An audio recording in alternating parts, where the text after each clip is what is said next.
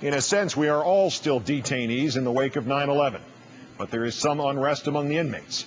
In being asked what steps he took to stop al-Qaeda, President Clinton freeing many to ask what steps, if any, his successor took in the most critical time before the plot. Yesterday, President Bush declined to address Mr. Clinton's remarks, saying, "We've already had the look back this and look back that." But if we are to look forward with any clarity, it is important to know the facts about where we have been and how we got where we are. Thus, tonight, a special investigation. Mr. Clinton is not in office. Mr. Bush is. His policies determine how the U.S. fights al-Qaeda, so it is important that we understand how he has done so in the past. Comparing the two presidents is valid, necessary, to illuminate the capacities of the office. Mr. Clinton said it plainly. He failed to get bin Laden.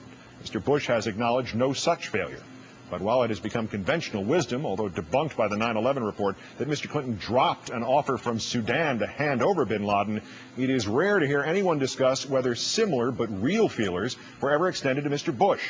And it is, we suspect, even more rare to see this tape of the Bush White House addressing reports of such feelers in February 2001, after the government knew al-Qaeda had attacked the USS Cole. Taliban in Afghanistan, they have offered that they are ready to hand over Osman bin Laden to Saudi Arabia if United States drops its sanctions and they have some kind of deal that they want to make with the United States. Do you have any comments? Let me take that and get back to you on that. There is no record of any subsequent discussion on that matter. Secretary of State Condoleezza Rice, of course, responded to President Clinton by defending the Bush record. "We were not left a comprehensive strategy to fight al-Qaeda," she said. "Our goal in this report is to rise to Mr. Clinton's challenge and assess the record of Mr. Bush's efforts against al-Qaeda in his first 8 months in office. We begin with Rice's claim that Clinton left no strategy to fight al-Qaeda." So help me God. Congratulations. On January 25, 2001, 5 days after Mr. Bush took office, counterterrorism czar Richard Clarke sent Rice a memo, attaching to it a document entitled Strategy for Eliminating the Threat of al-Qaeda. It was, Clarke wrote, developed by the last administration to give to you, incorporating diplomatic, economic, military, public diplomacy, and intelligence tools. Clarke's memo requested a follow-up cabinet-level meeting to address time-sensitive questions about al-Qaeda. But President Bush had downgraded counterterrorism from a cabinet-level job. So Clarke now dealt instead with deputy secretaries. It slowed it down enormously by months. First of all, the Deputies Committee didn't meet urgently in January or February. Why the delay? Rice later tried to explain. America's al-Qaeda policy wasn't working because our Afghanistan policy wasn't working, and our Afghanistan policy wasn't working because our Pakistan policy wasn't working. We recognized that America's counterterrorism policy had to be connected to our regional strategies and to our overall foreign policy. That, although Clarke's January 25th memo specifically warned, al-Qaeda is not some narrow little terrorist issue that needs to be included in broader regional policy. By proceeding with separate policy reviews on Central Asia, etc., we would deal inadequately with the need for a comprehensive multi-regional policy on al-Qaeda. Clarke's deputies meeting came in April when, he says, Deputy Defense Secretary Paul Wolfowitz insisted the real terrorism threat was not al-Qaeda, but Iraq. By July 16th, the deputies had a proposal for dealing with al-Qaeda, a proposal Clarke says was essentially the same plan he gave Rice 5 months earlier. And it still had to go to the principals, the cabinet secretaries. But the principals' calendar was full, and then they went on vacation, many of them in August, so we couldn't meet in August. And therefore, the principals met in September. Although the principals had already met on other issues, their first meeting on al-Qaeda was not until after Labor Day, on September 4th, 2001. But what were Mr. Bush and his top advisors doing during this time? Mr. Bush was personally briefed about al-Qaeda even before the election in November 2000. During the transition, President Clinton and his national security advisor, Sandy Berger, say they told Bush and his team of the urgency of getting al-Qaeda. 3 days before President Bush took office, Berger spoke at a Passing the Baton event, which Rice attended. With survivors of the USS Cole, reinforced the reality that America is in a deadly struggle with a new breed of anti-Western jihadists. Nothing less than a war, I think is fair to describe this. 8 days later, Clark sent Rice the strategy Clinton had developed for retaliating in the event al-Qaeda was found to have been behind the previous October's attack on the USS Cole. The next day, the FBI conclusively pinned the Cole attack on al-Qaeda. Mr. Bush ordered no military strike, no escalation of existing Clinton measures. Instead, he repeated Clinton's previous diplomatic efforts, writing a letter to Pakistani leader Pervez Musharraf in February and another on August 4th.